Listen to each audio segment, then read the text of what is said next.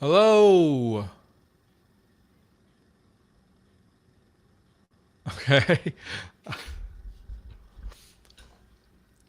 They changed the layout again. I like it this way better.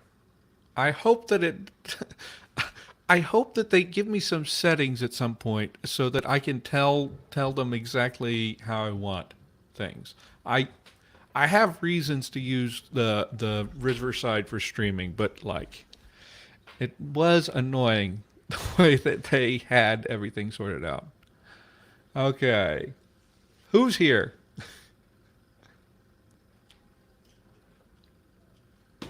I have no water. Okay. So where were we before? Okay.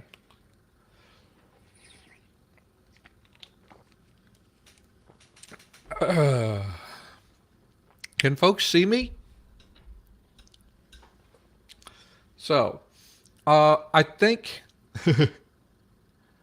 Oh, I wish I knew hiragana better so I could read that. But hello, timeout. Um, yeah, I know the second character is a coda nasal. Oh, it says I see you. Okay.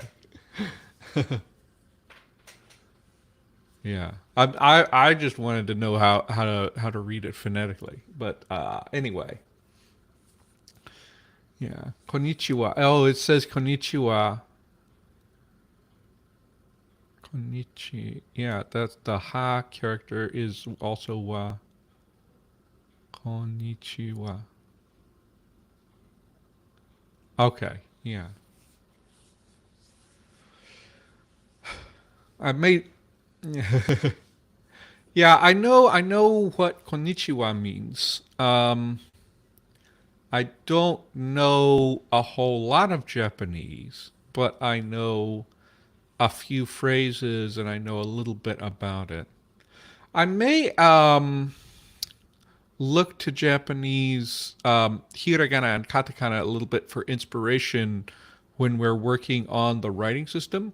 The aesthetic from the poll so far, it looks like it's going to be like an Ogham style aesthetic, but um, the system is not going to be like Ogham at all. It's Ogham, I think, just is basically an alphabet um, for Irish, and I'm thinking more like a modified syllabary for this. And thinking of ways to do a syllabary and represent the palatalized consonants. Japanese has a way of doing that that I might take inspiration from. I'm not sure if I don't think I would necessarily copy it outright, but I think what in Japanese you have don't you have the S um like the she and then a ya like a tiny ya a tiny a y a ya syllable after it. Is that how it works? I have to take a look at it. But you could have something similar happening. But that's last week you guys said you would like to see more translation. So I think I'm going to continue the North Wind and the Sun. I think that's the last week that I'm going to do that, though. I'm not going to keep on going here because, like, I mean, I could complete this whole translation, but I think our stream time can be better used. She plus ya, sha, ya. This what I'm thinking. Yeah, Cyrillic does it a different way, right? Cyrillic is an alphabet and you change the following vowel in order to mark a palatalized consonant, right? That's interesting too. It's like, and it's a completely different character. Um, that kind of works as a syllable, kind of works as a syllabic character in other places. So that's another thing to be looking at. Um, uh, it's cool to me to um, like.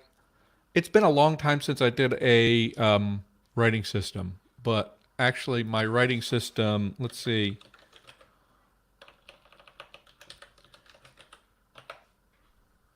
Um, it's surprising to me that I came up with like exactly the same idea. Not exactly the same, but such a similar idea as I had earlier. Uh, do I still have a login?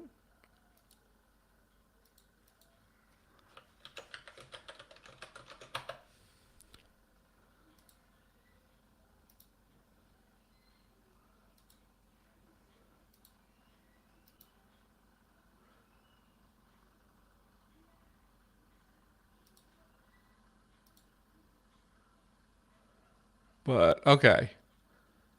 So you can't see necessarily what the system is from there, but like I made a long, long time ago for one of my first conlangs, Yeltach Jizz. I made a. This is a syllabary, um, and so like okay, this says I think Gijis, and this is Jachat, if I remember correctly. This should be Shas. I'm not sure what this is, but and this is Shizide. Is that right? Shizela, something like that. But one thing is these grouped characters. What I did was I had a system because it's a syllabary, but this language has coda consonants. I pulled from Korean the syllable block idea from Korean and just said, okay, when there's a coda, you put the two together with the onset and the vowel, and then the coda is like the ah variant of the syllable underneath. Um, and yeah, this jizz, this is a like a da, and this is j. I think that's right. It's been so long that I don't even know if I can read my own script. And it's also this is also sort of like scratched with claws. So that's the part that's like the very simpler idea because like those the creatures that speak that language are like aliens that are sort of pterosaur like. And so like I imagine them scratching things in the dirt or on stone with their claws. So I guess I'm returning to that idea, but it's going to be a very different aesthetic. It's going to be a very different system. It's not going to be the same thing. Anyway, um, so let's get back to our translation.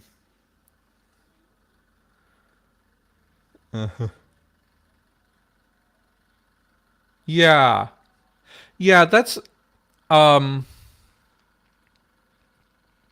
and the thing is, I have a similar thing going on. In my case, the the change doesn't actually occur before the high front vowel, which I'm not sure if that's a good thing or a bad thing. But um, instead, it only occurs before.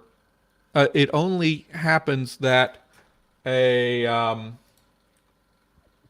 the palatalized coronals specifically, just the palatalized coronals became sort of somehow palatal. These are post-alveolar. This is a palatal, but they all have that. So the idea is like I could set the writing system like sometime before that change happens and have that connection happen because this is the proto-lang where the proto-lang I had came from, but I even like imagine further back that this came from like an NJ cluster, right? Or a TJ cluster that became palatalization and then became these. And if you look at my serpentine video, I am doing even more with that kind of thing. But anyway, let's move back. So last time where we left off, we had sort of like started to rewrite this sentence because the way that Ndăkaga works with its like aggressively head final syntax, we would end up with this they agreed at the end of this sentence, of this big, long, complicated sentence. And I felt that it was important to keep it at the front because it would help the story like make more sense that way. It would do that.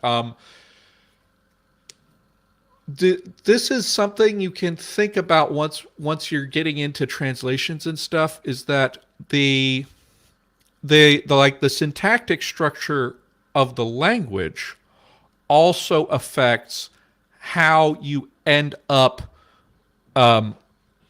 expressing ideas in certain ways.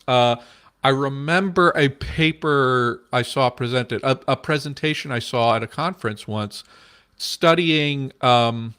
It was conversation analysis of Japanese, and Japanese has the issue of all the negative marking is at the end. Okay, right? Because in Japanese, the negative is an affix on the verb, and it doesn't come until the end. So you could hear an entire sentence, and then right at the end, the message is that didn't happen, right? And they found that it's really common in Japanese conversational discourse for people to have some sort of anticipatory thing at the beginning of a sentence that signals that this sentence is going to be negative. It's not real. It's not a negative marker, really. It's just like some, and I forget exactly what they tended to use, but it was just like different signals at the front that are maybe like lexical items that they then that would signal that okay, you need to expect something at the end, so don't make a judgment on the meaning of the sentence until you hear this negative happening. So in a similar vein, I'm thinking the fact that this is an agreement is an important part of this whole thing. And if I have this very long and complicated sentence, then it's gonna that is gonna end up at the end, and then it's gonna be like you're gonna hear okay, something about making a traveler take his cloak off, and somebody succeeds in it, and all that, and then they will be considered to stronger than the other. They agreed, and it will be a little bit. It could be a little bit hard to parse what's going on there. So that is why I broke that up here and have another sentence. They made an agreement, and then Now we're going to come up with the one who made the traveler remove his cloak first would be considered the more powerful. Now we have to translate that sentence. Okay, so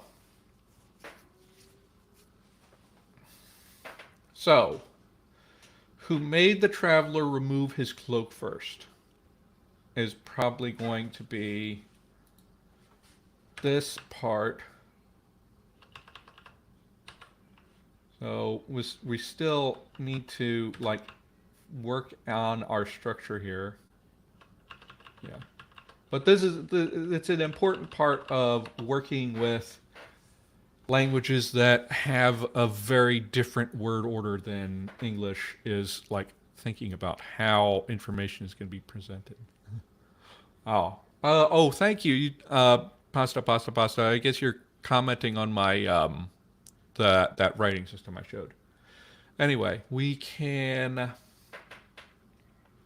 So iti gijichi. Gijichi, I think actually this should probably be Gijichi cha. Gijichi cha. Because I think the agreement is like an event. Probably works as a perfective.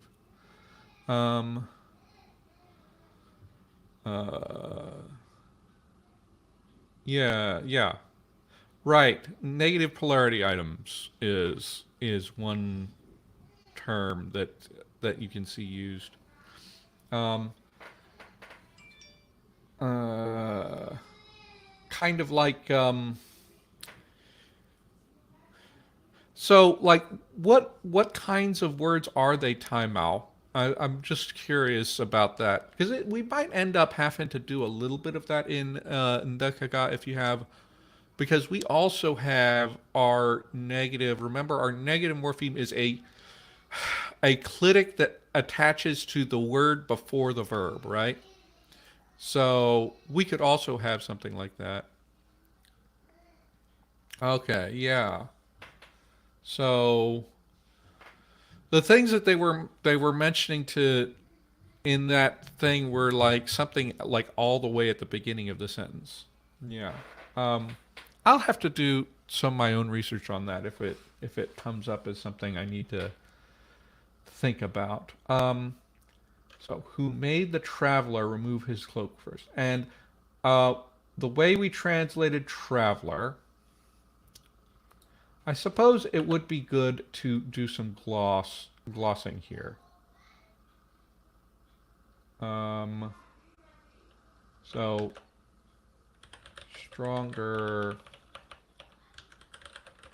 stronger pull from wind the or stronger sun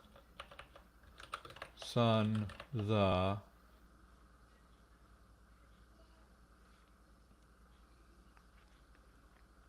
um so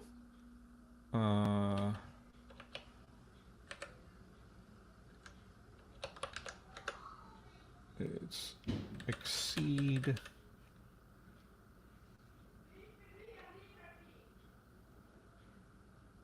Urialis Eng over, and then it's tongue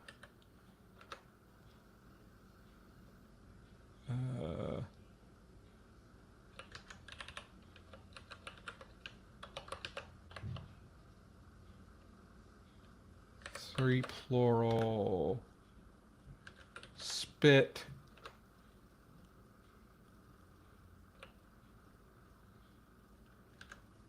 simultaneous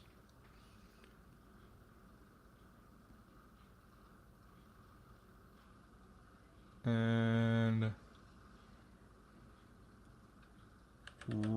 wrap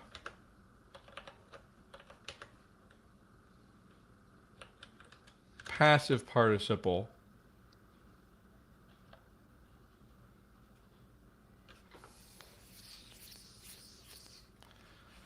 And I'll gloss it as cloth right now, but know that it means also fur or feathers. In biped, that's 3 singular. So this should be strong comparative. Strong comparative.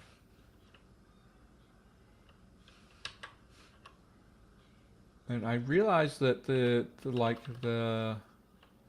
north wind and the sun I just left in nominative case.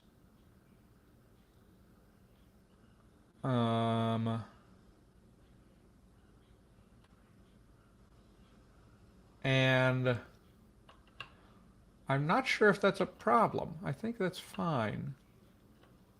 Yeah, they're not doing things to each other. It's not one doing to the other. Oh, but they are acting on the. Okay, so I'm gonna actually have to adjust this. Appa. Editing is always important. What?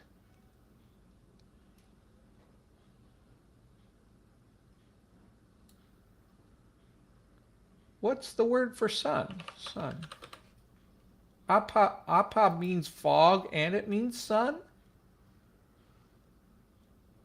That was not intended.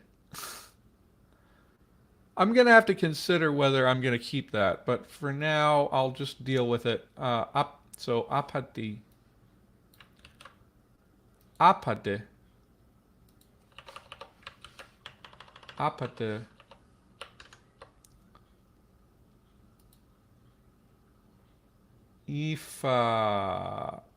So that would have to be ifati.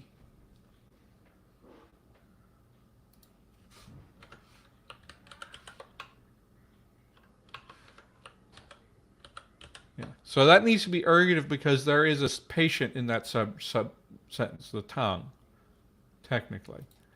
The tongues.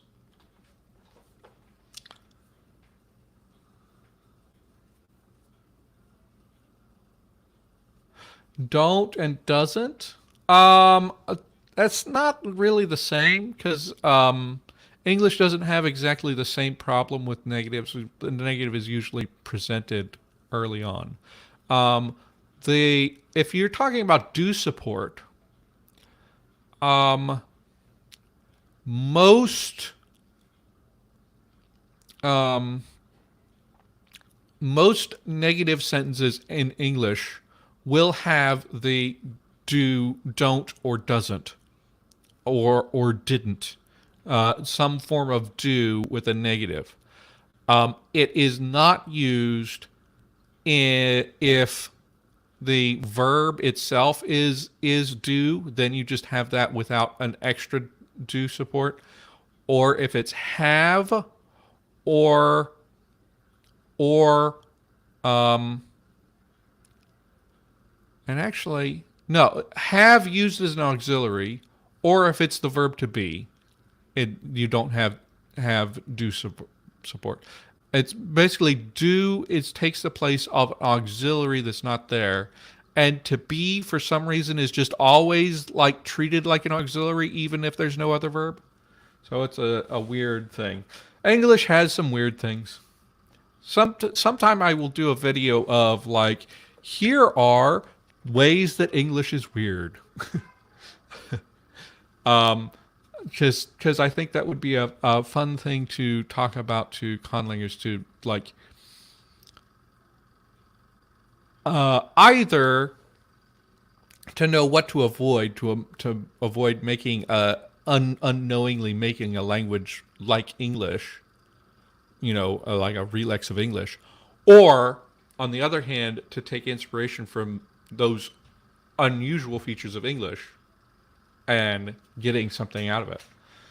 Okay, so biped to singular, and this is ventive So ventive just means coming, as a directional, and walk.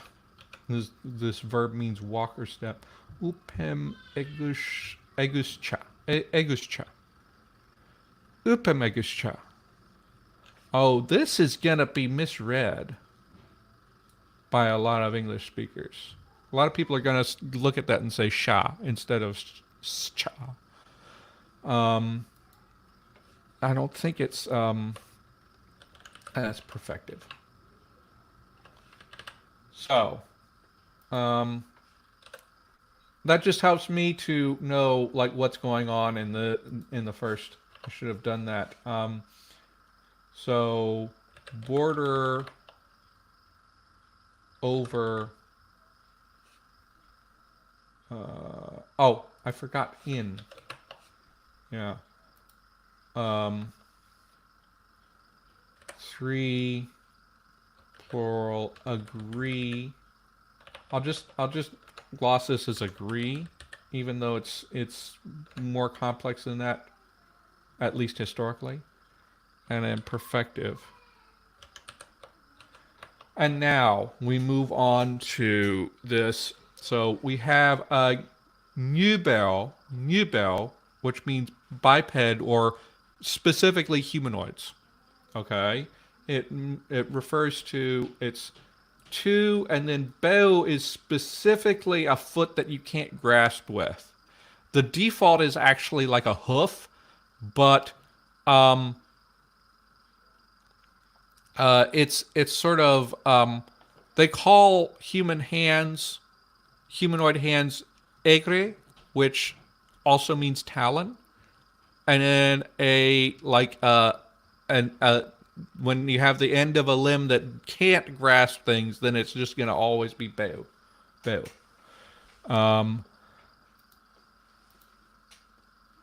can make jokes about dragons thinking all humans are satyrs now. Or satyrs or minotaur. No, minotaurs have human feet, usually. It would mostly be satyrs and fawns. Anyway, so the one who made the traveler remove his cloak first. So if we remember our relative clauses, we worked out you have to have the head inside and a resumptive pronoun. But in this case, there's several ways we could do this. We have the one here in English, which is sort of an impersonal pronoun kind of construction. And I'm thinking Ndăkaga is pretty strongly pro-drop. I think we can just go without it and just go with like the make the traveler remove his cloak first, right? Yeah. Hi Logan, how you doing?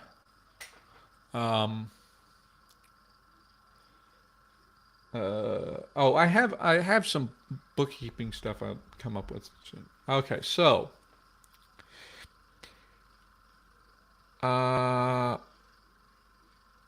we have not. Okay, this is important. So we have ideas about like subordinate clauses. We have a relative clauses. We have an idea of generally how subordinate clauses work. We didn't work out all of the many different things. Topher, there's no reason to apologize for being late. We're just having a fun stream. You can pop in whenever you like. It's all good. But glad to see you here. We can go in here. So here's the thing. So the one who made the traveler remove his cloak first. would be considered the more powerful?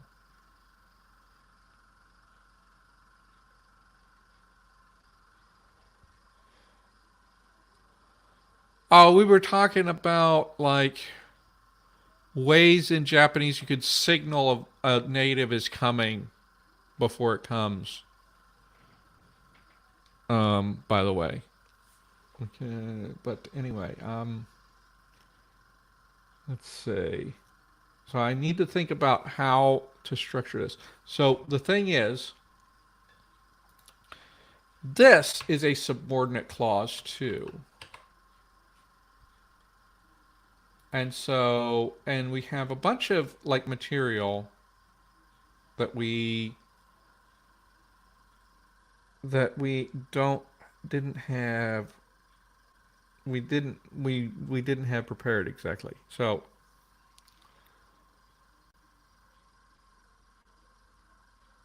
I think we need to start with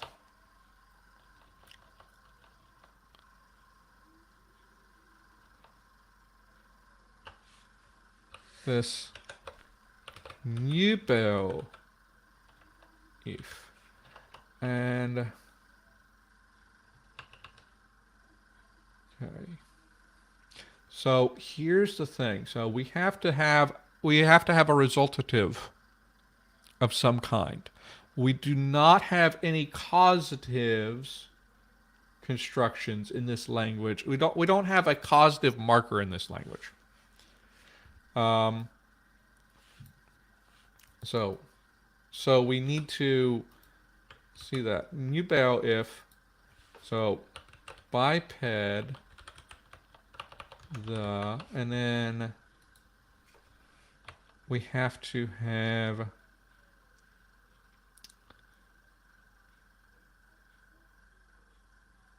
so this is going to have to be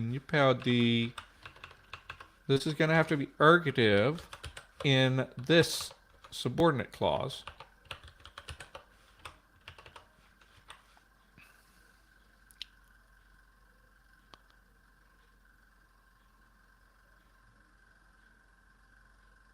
Yeah, they can be super interesting. We kind of ended up going with something pretty simple, um, just because I had this extra thing to say we have to mark simultaneous action, and then otherwise I just kind of left it. And I probably should have like worked out like the different types of subordinate clauses. Um, I'm I don't a lot of the languages that I've worked on, like I kind of never got too deep into syntax that way. Um, or I never like completely fully fleshed out all the syntax, but I want to be able to use this by the end of this. So I do need to make sure that I have all the building blocks ready. Um, so the biped, and then we're just going to go with higi, and let me just quickly check the accusative of that. So higi, accusative singular, so it's going to be higibe if I think I don't want to use the all the time. So I think I'm going to actually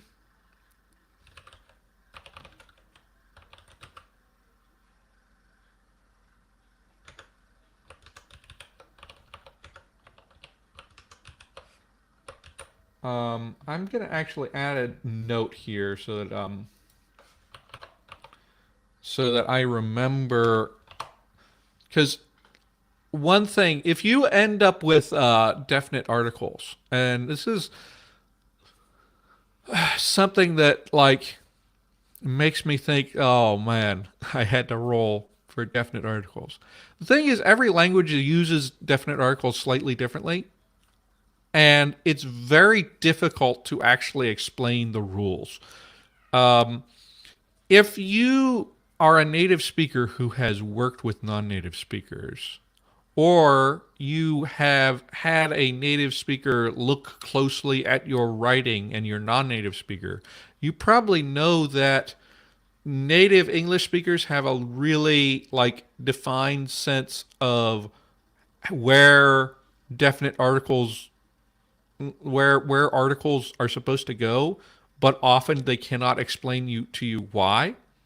I have a PhD in linguistics, and I have difficulty explaining to like my Chinese friends why there should or should not be a definite article here, and it's really fiddly to work with. And I think a lot of conlangers just ignore definite articles because of that, and also because they think of it as an Englishy feature, even though like lots of languages have articles. It's not that Englishy. So anyway, I'm going to um, make a note here. Minutes tend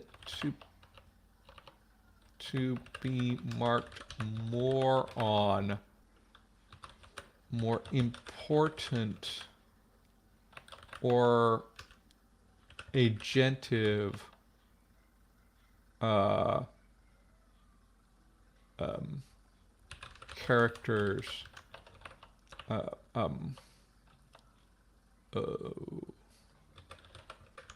such as named, such as characters in a story or the primary actors. And less so on inanimate objects.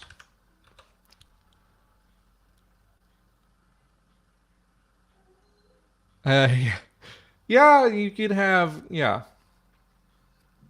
everything. I think most Indo-European languages um, have articles of some sort, but they developed them like independently.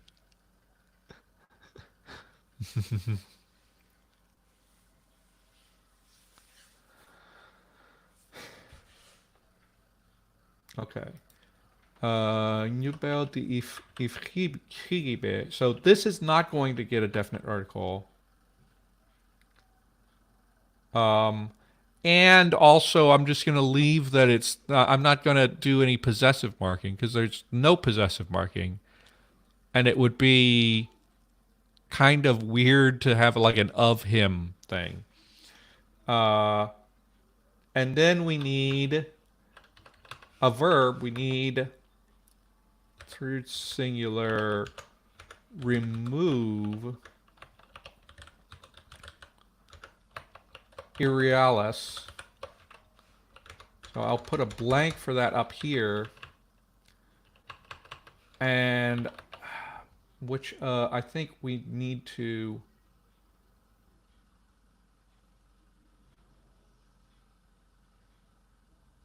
have.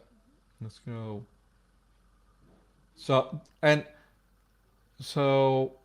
I could try to move like the cause up here, but I think having the agreement, the fact that this is an agreement up front will be enough, and as well as the irrealis marking. And then let me go look at my TAM stuff. I think eek. I think we're going to go with eek. And we'll gloss it as must. So it's like whoever can make it so that he must remove his cloak, right? Um, and then um,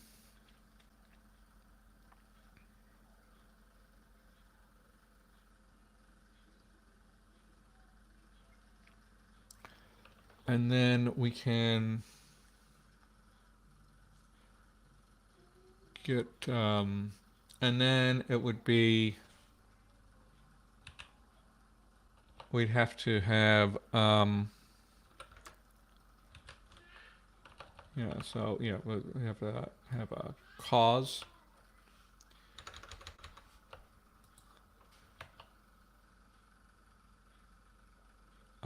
Yeah, so, okay, we need,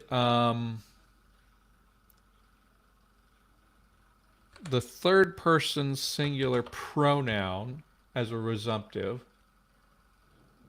which, if we look at that, that is über.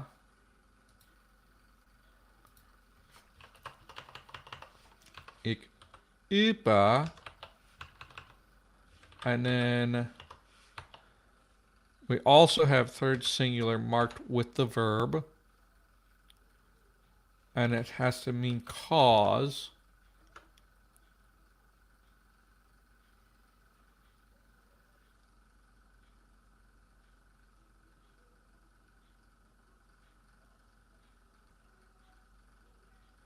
It's like cause that he must remove his cloak.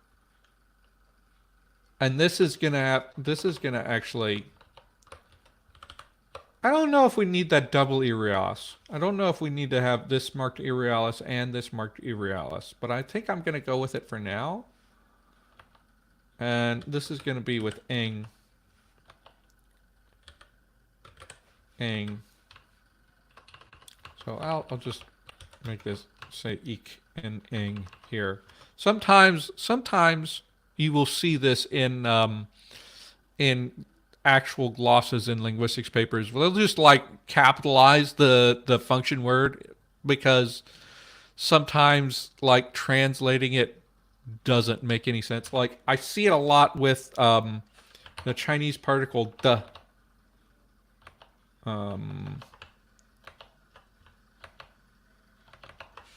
De. This one. This is like an all-purpose connector for adjectives and nouns or relative clauses and nouns or all kinds of different things. The pinyin is just duh. It's toneless because it's function word. And like you could translate it as of, you could translate it as apostrophe s. You could translate it, you could gloss it as all kinds of things, but a lot of people will just in a gloss just put duh like that. Just to be quick and just say like whatever it is, it's in this sentence.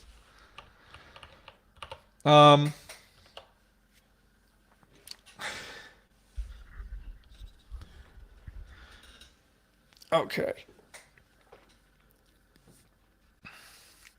And then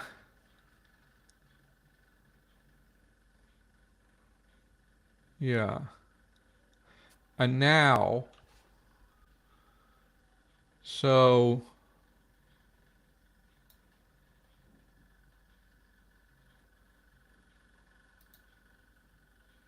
we have this about the if remove ik über causing. And then how do we build this other oh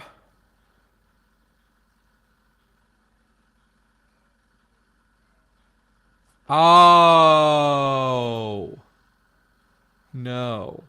So that's not here. It's got to be here.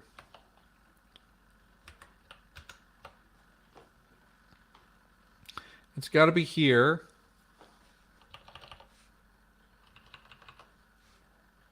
Like 3s.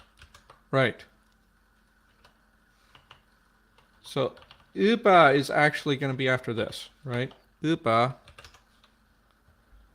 And then would be considered the more powerful. The sentence is so complicated. This is.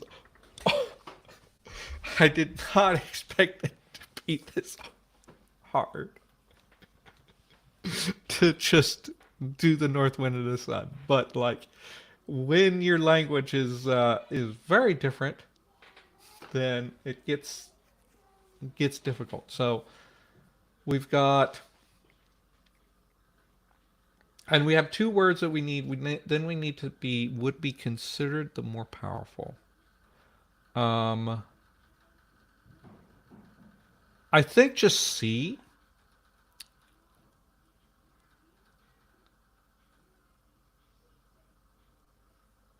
And then we can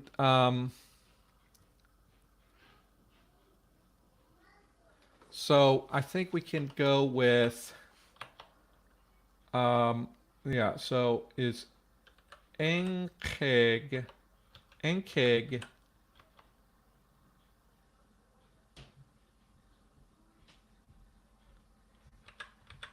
right? So strong comparative.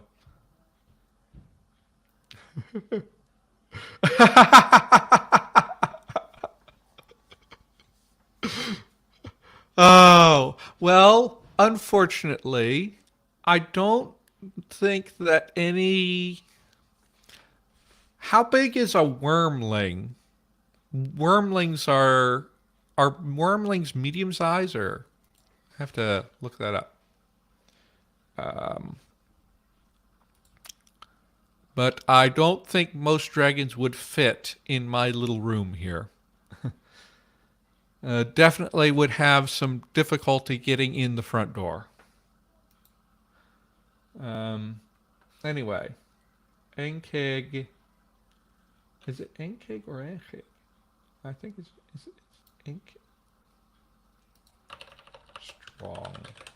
I have two words for strong now, but this is Enk. It's Enkeg.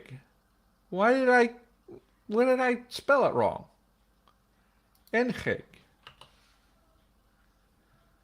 Enkeg. And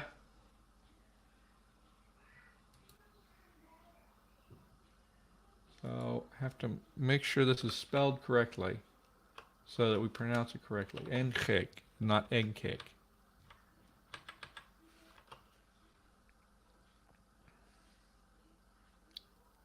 And actually, is it?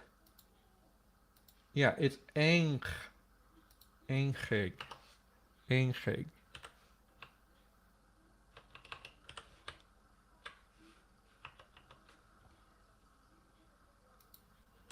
It's what you'd get for not looking things up.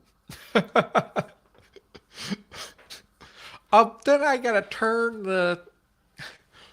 Actually, our. That's funny because our windows are actually too small. When we had this house inspected before we bought it, one of the things the inspector brought up is like that our windows are not up to code because they are too small for you to actually get out of them in a fire. So, like, eventually we're gonna have to replace the windows in this house, and then we'll have to get like bigger ones. They're just specifically the ones in the basement.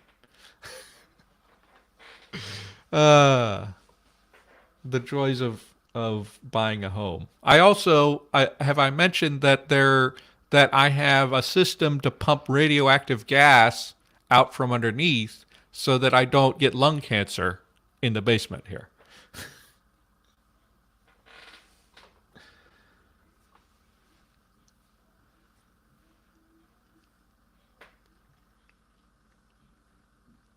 Okay. So, stronger, and I think we can just say C. And how do we do an impersonal?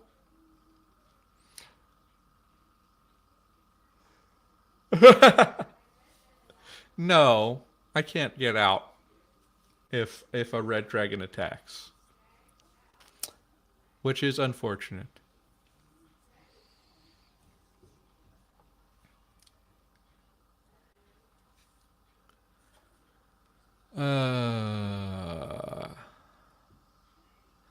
So we have C.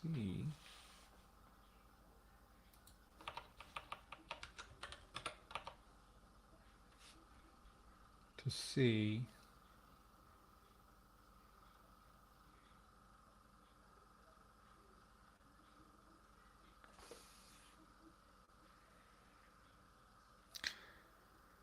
See.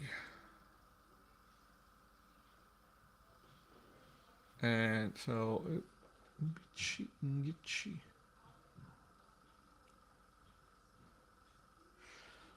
so how can we do like an impersonal will be seen? Um, I think we'll do that. I think we'll do just a third person. Ngichi.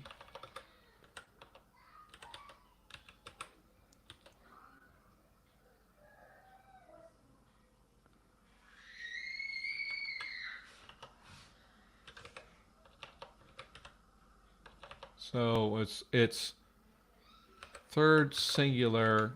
So they will see.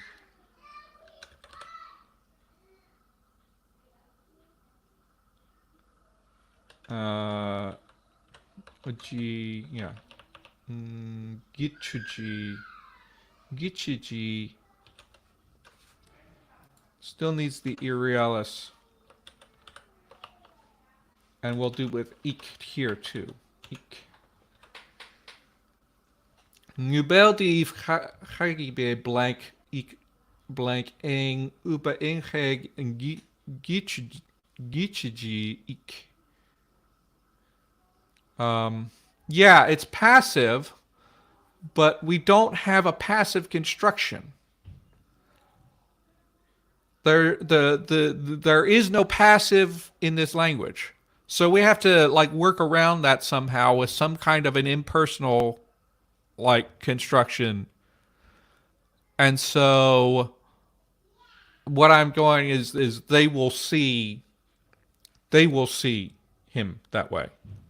Him or her, I don't know. This language doesn't have gendered pronouns anyway, so I don't have to worry about it.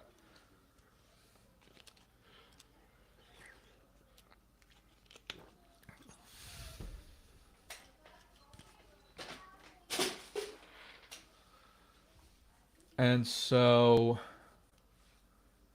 let's see. So we need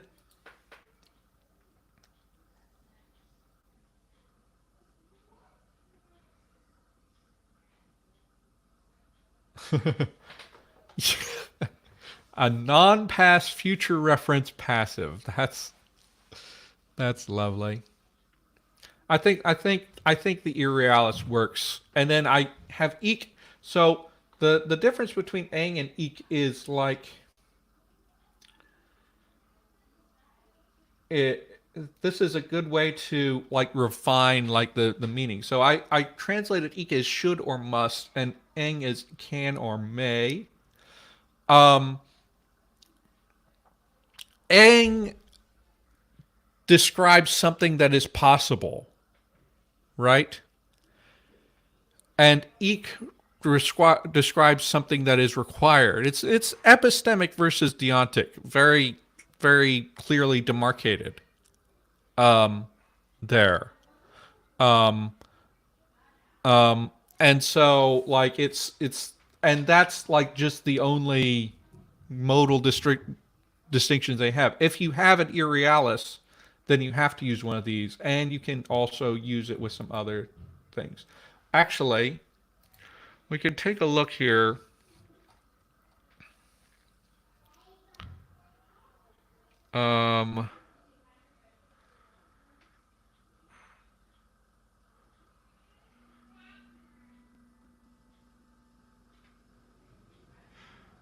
Do we want to actually?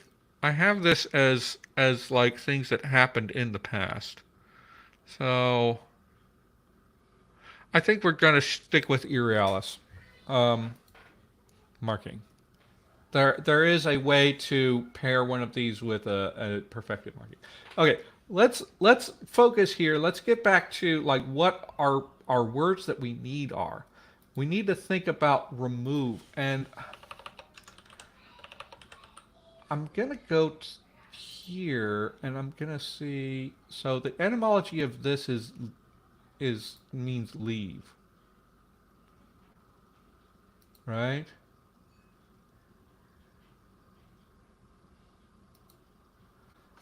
Um, and why did I? Okay,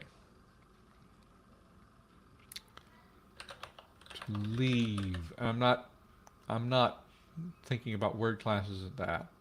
So that's a possibility that we could have a verb that's derived from this same agu, um, that works. That was the first thought that came to my mind. We can also go to kind of look at other ways, like the English is take his coat off, take off his cloak, right? Take off, which is a very English. That is a very English verb. This the verb um, with the satellite there. Um,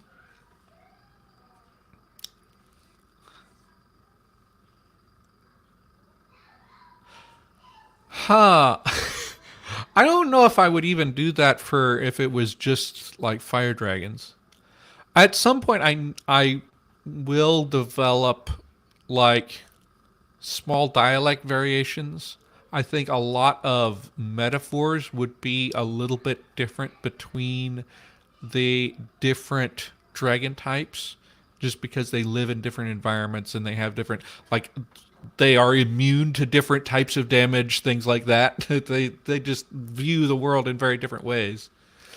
So I'm gonna have to think a little bit on that part of like world building in order to do that. But this is like an ancient shared language that they know and somehow was passed on to humanoid wizards who then took it and started using it as a magical language, right?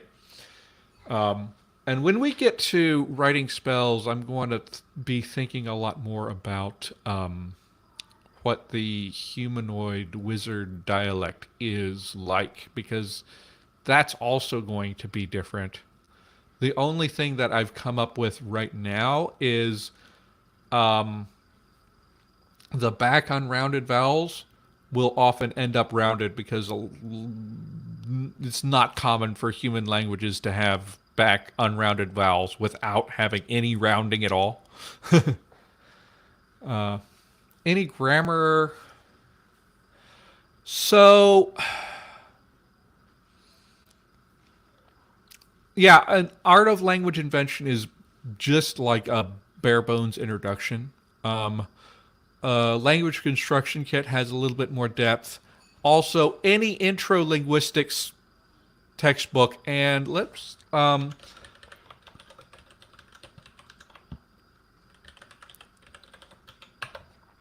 me find this.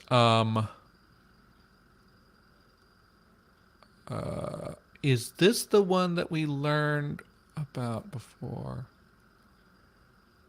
So, like, you can find online. And I'll have to vet this a little bit, but it looks like it's good. Like, here is a free Creative Commons linguistics textbook. You know, you can find stuff like this. You can check this. But any introductory linguistics text could work. I need to check that out. I thought I had heard a long time ago about a linguistics textbook that was for free online, but I'm not sure if that's the one or if it's another one. There's another one here. Those are good. That that can be a good thing for you to learn from. But yeah, A lot of learning conlanging is just learning linguistics. So just look for resources on linguistics. If you are in college or able to take college courses somewhere, then I recommend going and registering for a Ling 101 course because that could be useful. You know what? There are uh, there are sites that aggregate a bunch of stuff, and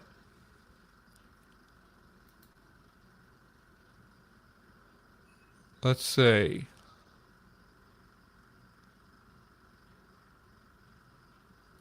Here, you can check this one out. Um,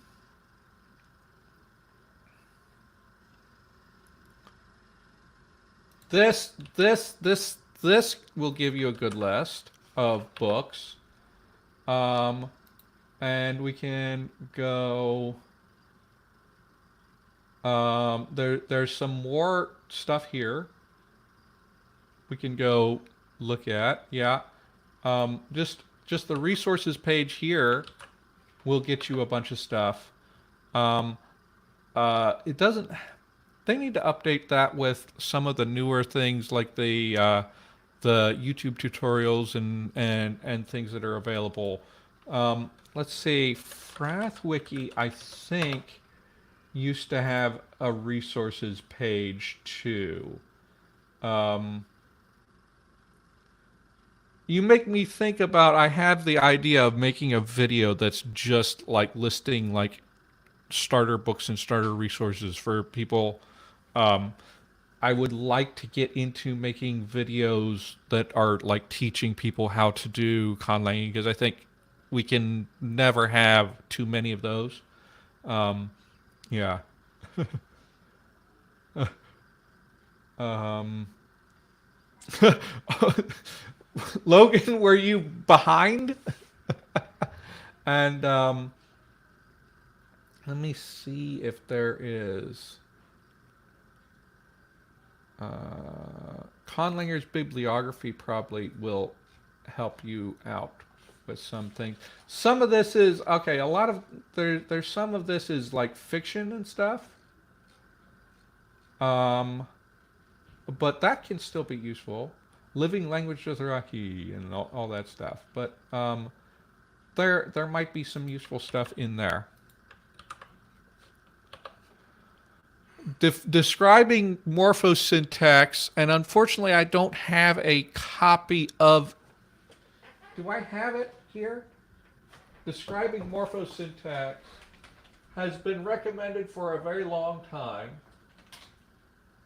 and I don't have a copy on my thing here, but I did have a copy. It must be like back at my mom's house somewhere because it just like isn't here uh unless it's like upstairs somewhere. I really should get that.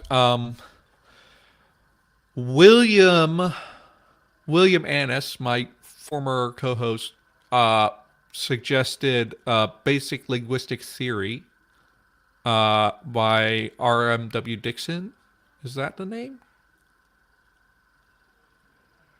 I think he's Robert something Dixon. But anyway, and that could be useful. It's sort of a newer text that's trying to be like less theory bound than a lot of intro linguistic stuff is. One of the issues you get when you get into actual academic linguistics is we have these different theoretical approaches that are kind of siloed from each other, or at least the generativists are kind of siloed from everybody else. They don't like to they like to think, and I say this as someone who attended a mostly generativist grad school, and and but and there's like some limited communication. Um,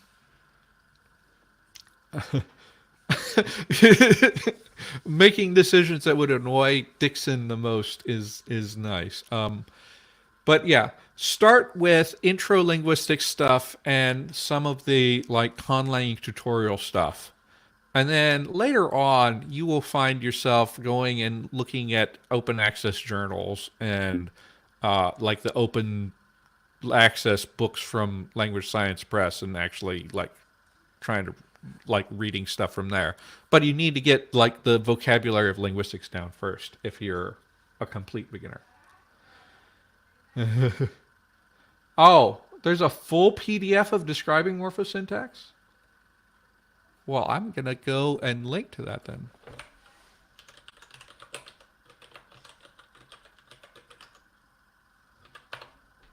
Okay. Um, I'm getting an Amazon.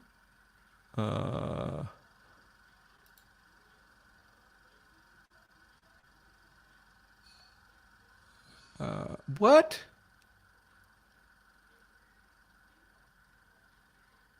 This is not the. This is a review.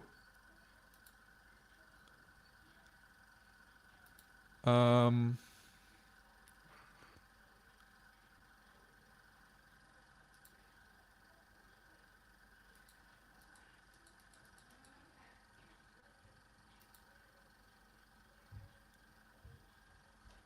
uh, Scholar.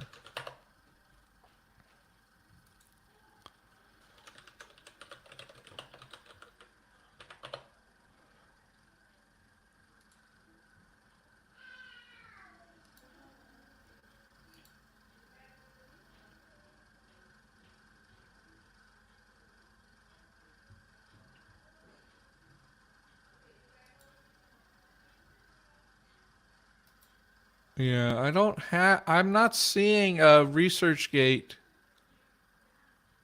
If you can send that to me,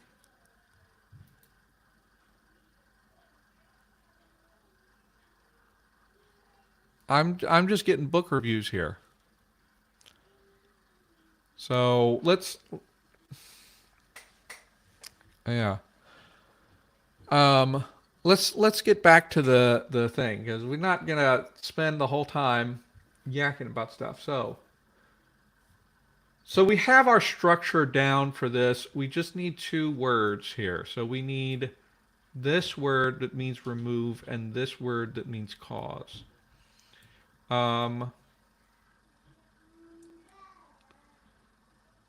and let me just for the sake of checking things. Um, yes, I know that it's live on my channel. Okay. Um, let's just quickly like we can go home cause and then do or make, allow or permit. Yeah, that's not really anything I'm gonna worry about. Because yeah, that's not. Let's look at remove.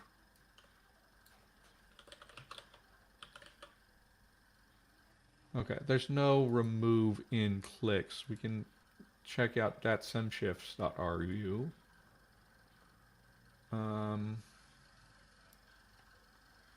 And look at remove. Raise or lift to remove. Or to pull ashore, meaning to remove from fire. That's only one. Oh my goodness. Levare il capo. Levare un ostacolo. To remove an obstacle. That could make some sense for dragons that probably remove things.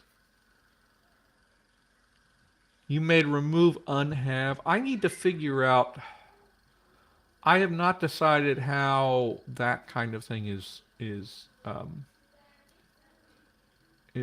realized. There's actually I could have made a dice table that would determine whether I have a word to have, but I could have made that because there's a grand bank feature for that, but I decided not to. I decided to let that be up to my own creativity. Somebody talking to me on Discord. I should mute that.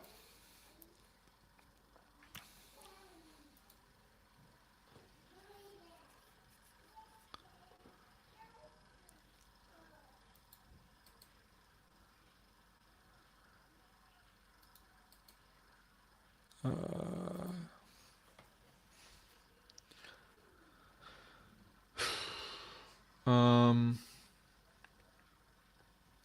but unhave does make a lot of sense if you have that.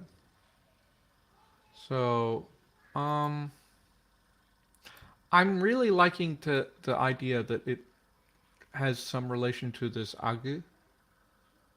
Um, and I'm wondering, could I just make it like straight up transparently?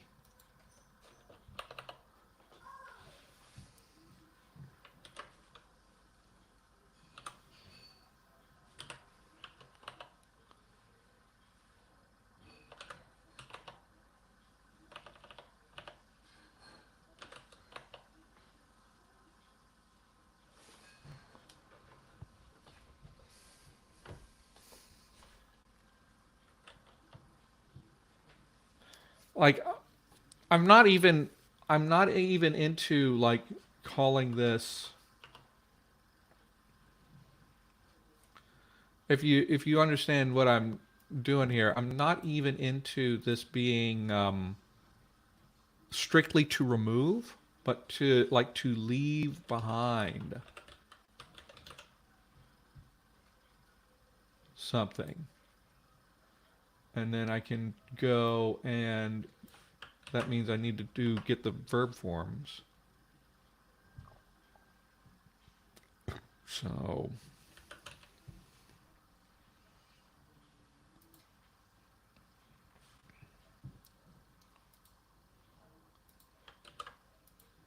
no, I don't want that.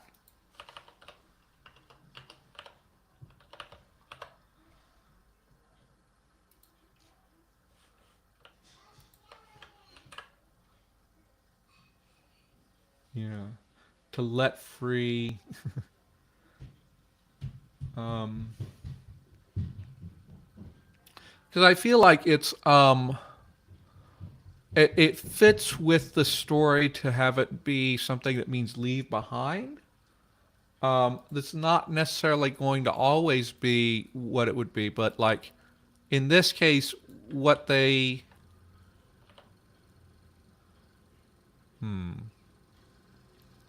no, but the person would actually be carrying that with them.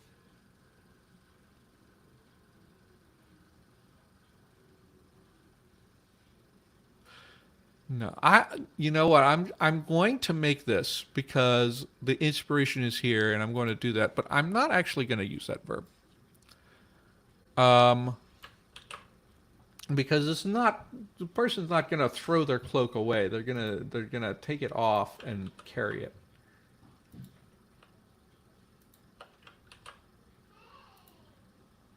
And something that came from the ah, why is it being like this? Okay, there we go.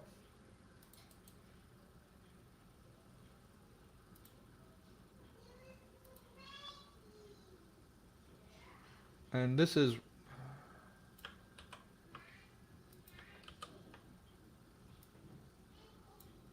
forgive me for my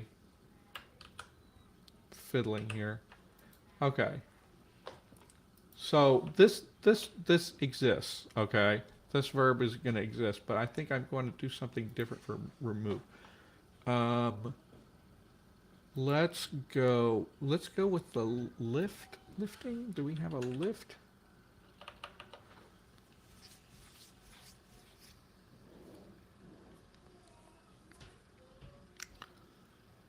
Unwrap.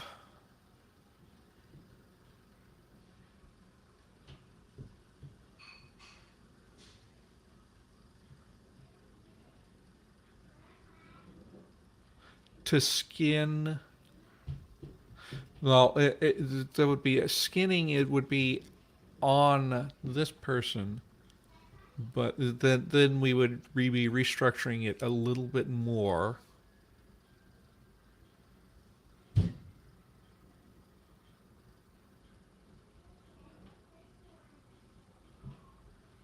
I like your idea, Topher. I like your idea of unwrap just um, because that fits with take cloak off. So let's actually go with unwrap. And this can be a way that dragons also describe humans undressing. That they unwrap their clothes, huh? Um,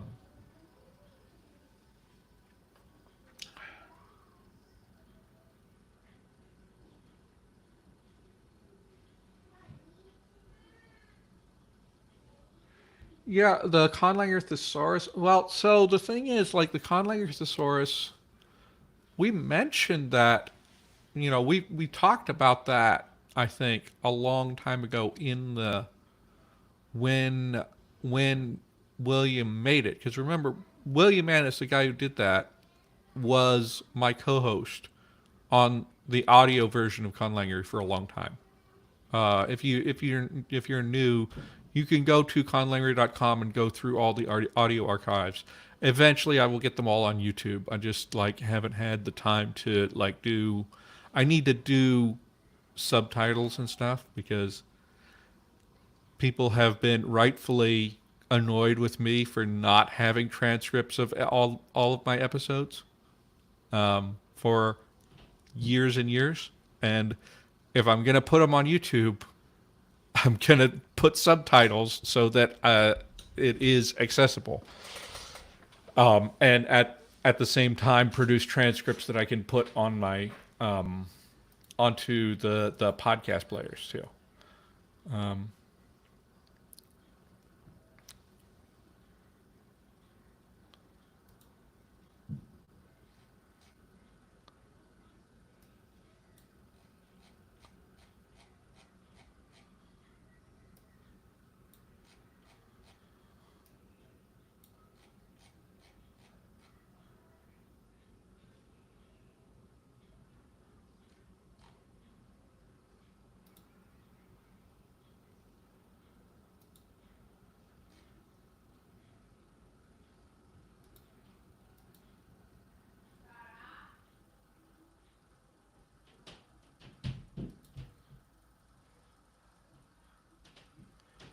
So okay, where was I? Okay, sorry. Yeah. So we need unwrap unwrap his cloth. I the more I think about it, the more I think it's not necessarily get out of his cloth. I mean,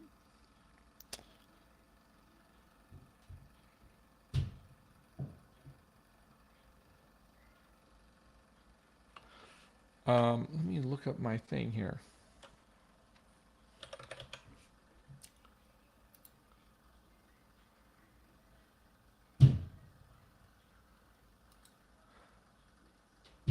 So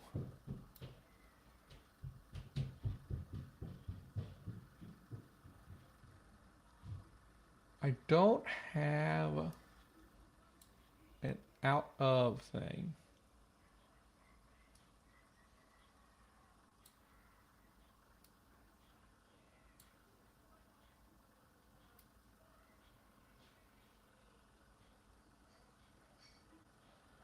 So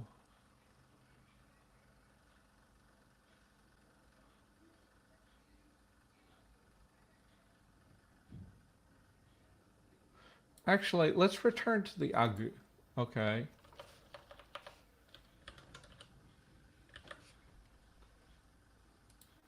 Because out of.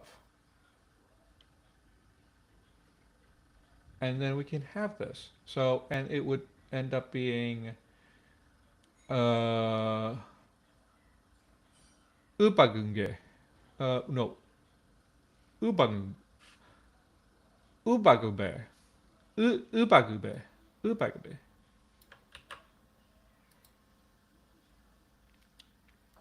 So we would have ubagabuji.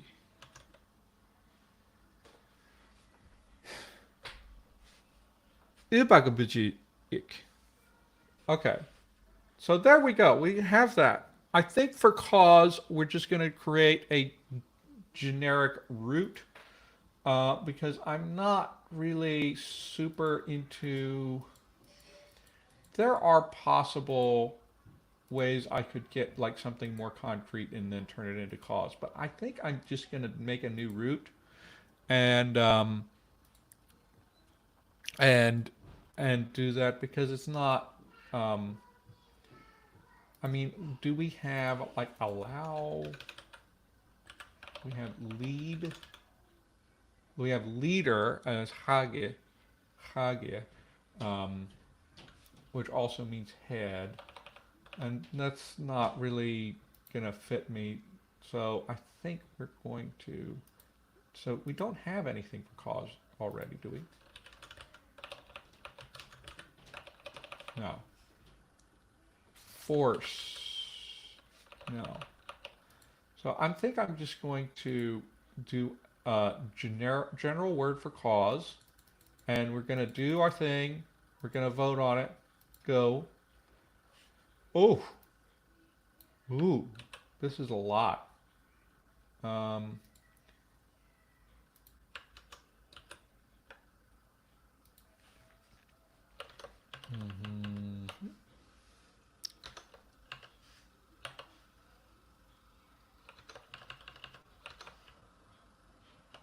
What's going on here?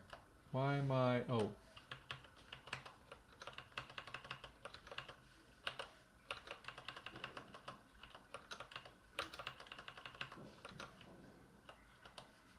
It decided to give me a lot of glottal stops for some reason.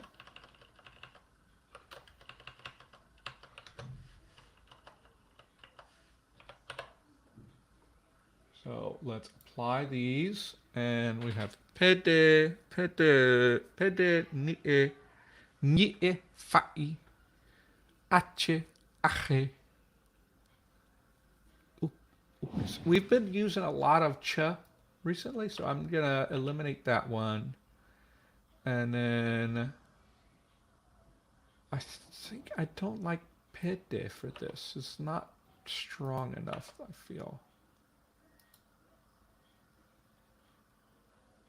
So let's vote on these ones. What is our word for cause?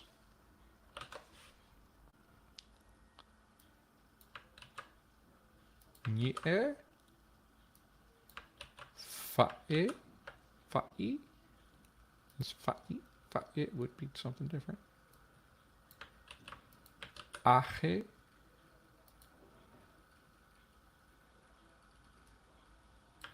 Epis.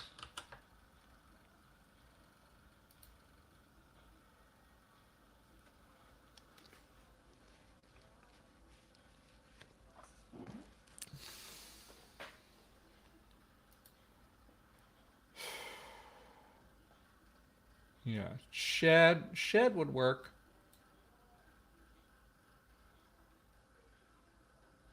We could we could go in a lot of different ways, and you know maybe at some point I will go back and edit this translation to come up with something different. But for now, I just want to make sure that we get this line done because this is the last time we're going to be working on North Wind of the Sun. Um,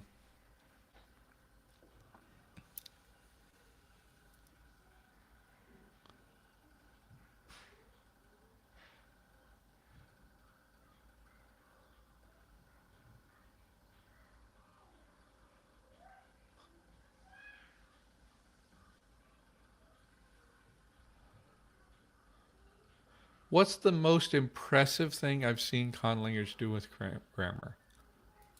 That is a tough question. It's I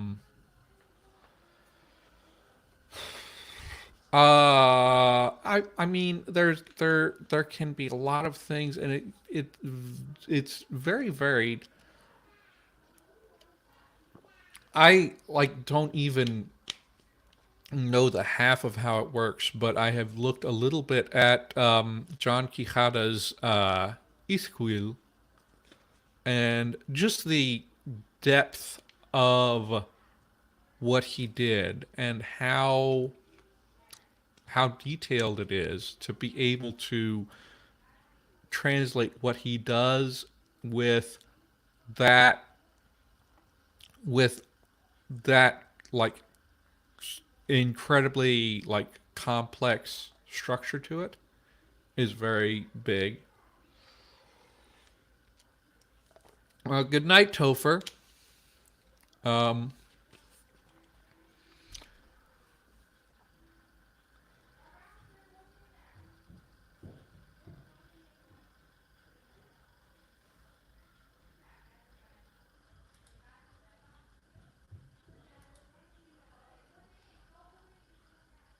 let's see here. We still got some votes out. We got plenty of votes out, guys. Guys, go register your choice. We want to see what we want to get this word in so that we can wrap up this second line here. Um,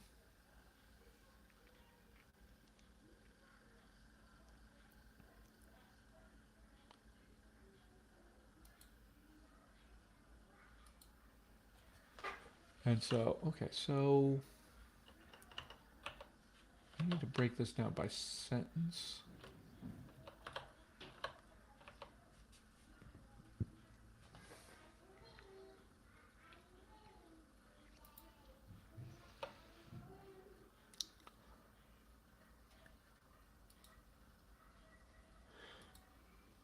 Okay, someone gonna break the tie here?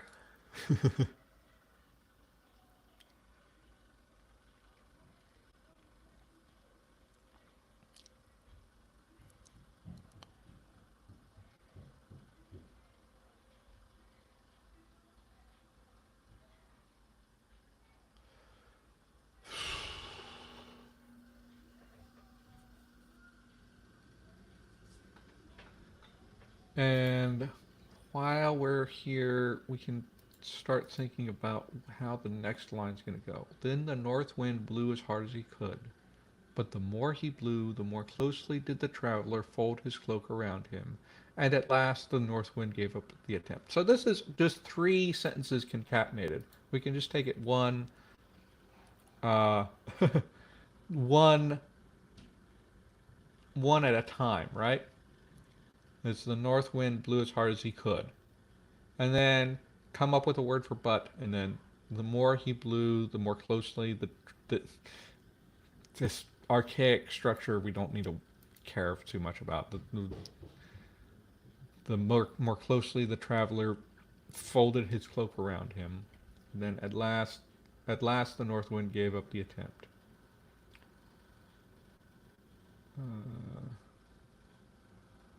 Okay.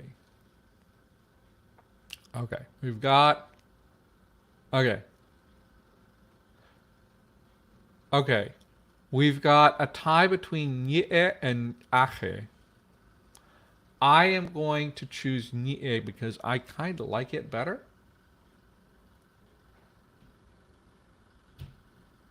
But like all of these roots are really cool. So I'm gonna actually, so let's new note, nye, and I'm going to go ahead and grab the. Let me go find my. Um, I'm gonna grab the other ones and put them in my little list of roots here to use in the future.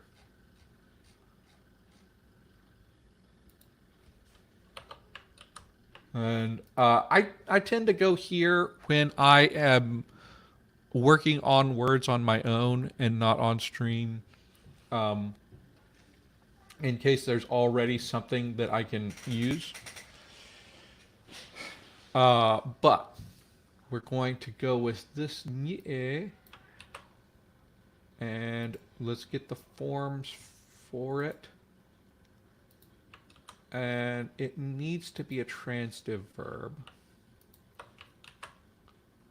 So let's pull that up.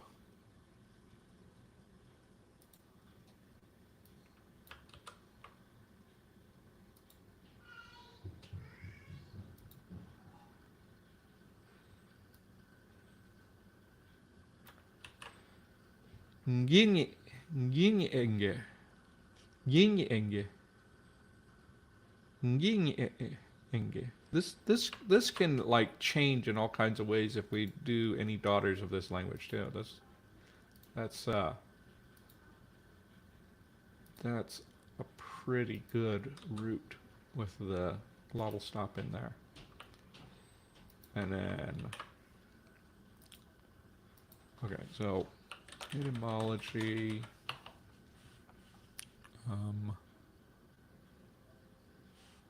is this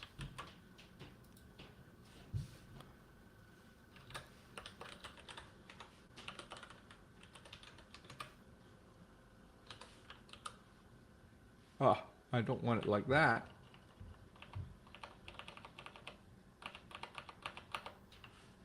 Yeah.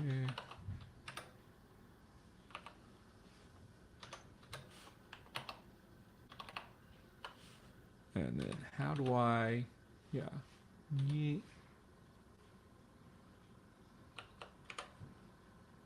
to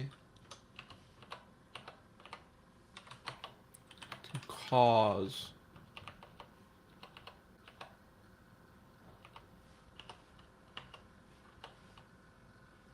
verb. I guess I guess I need to make it a transitive verb. And now we have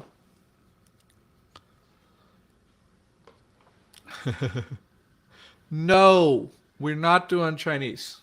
Or at least I am not going to do logograms for any of these languages that I'm doing for tongues and runes. And it's not like not that I don't necessarily like logograms. It's just that I would prefer. I want this to be accessible to people, and I want people to like use these languages. And if you go with logograms, then people are just not going to want to learn it.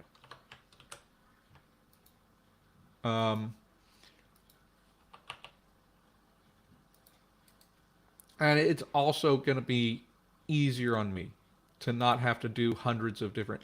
And if you do Chinese style, you end up with thousands. If you do another kind of logographic system, something closer to Egyptian or Mesoamerican writing, then probably just need like 700 to 1,000, and then do the rest. But it's just about managing the workload and managing the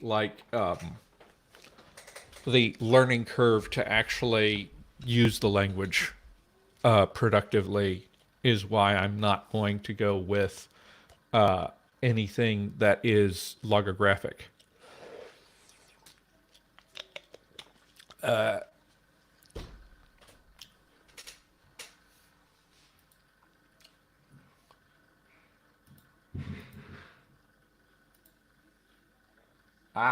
That should not be up.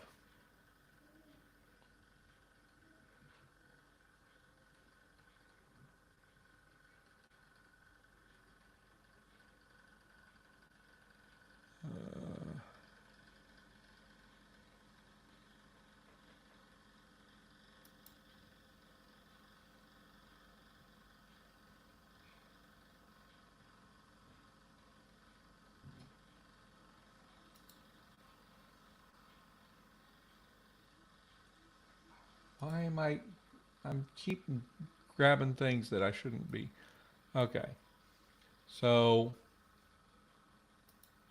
we have this, and so Ungube.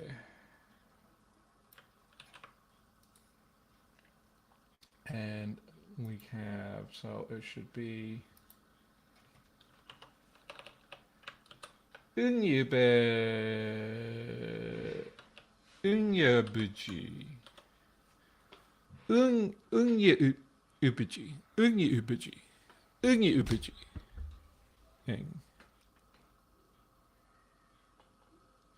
Okay. And that's the second line done. Now, the third line is just going to be like is pretty straightforward, but I don't know if I'm going to get to that today. I think that next time, I think I'm going to work on this on my own, so that to finish it off, and at some point I can show you guys the final product. But I think that's enough. Like watching me translate. We've done like a stream and a half of that. Right now, before we go, I do want to mention I have been doing these streams out to from like 3:30 to 5:30. And it's nice to do like that like full 2 hours for a lot of things, so that you can get like stuff done. But I don't think I'm going to be able to do that in this time slot anymore, because I have one of my daughters is starting daycare, and her daycare closes at 5:30. So we're going to have to adjust. It's one of two things. Either I just cut these streams off at an hour and a half, which I think is fine. And we can go a little bit over. Right now it's 5:10. If I stopped at 5:10, I could make it on time. But like shoot for more the 5:30, more for the 5 o'clock rather than all the way to 5:30. Or the other thing would be to find a different time slot. For you guys who are still here, like, would any of you be interested in doing it in a different time to be longer, or is it fine to just keep it, or are you cool with it just being this time? I think, and just like aim to end at 5 o'clock. Because I think I'm leaning towards just end it at 5 o'clock, and you guys get an hour and a half with me, which is probably more than enough.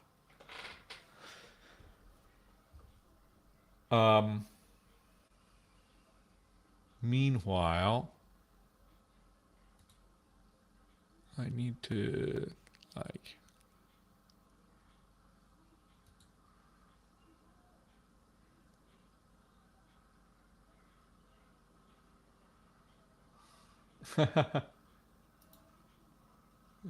Let me, and meanwhile, get the Patreon up.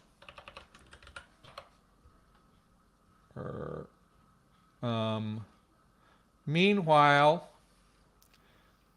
we are going to start on. So, with that, as I said, we are going to start on writing next time. And I will get started like figuring stuff out on that. But if you want to vote on just like the basic aesthetics of the writing system, we only have 6 votes. If you come, you go to the Patreon, you pay $1. You can go and vote here if you have a different opinion. Yeah, I think. Okay, I think I can aim for that. In fact, I'm often like an hour and a half of material is enough for me to like get some stuff done. So I think we can do that way. But anyway, if you're a patron or you are willing to become a patron, now is your time to come and vote. So, and I can link you directly to this poll if anybody is interested in having their voice heard. Right now, Ogum style is winning by a long shot. And I kind of like that. But, maybe you prefer this, or maybe you just want to be extra sure that the Ogum style wins. Either way, you can register your voice there. But you got to do it on the Patreon. Anyway, thank you all for watching. And the other poll on Patreon that's still up is whatever the next language is going to be, right? That one will be up for a while, but it won't be up forever because eventually I'm going to have to move on from dragons.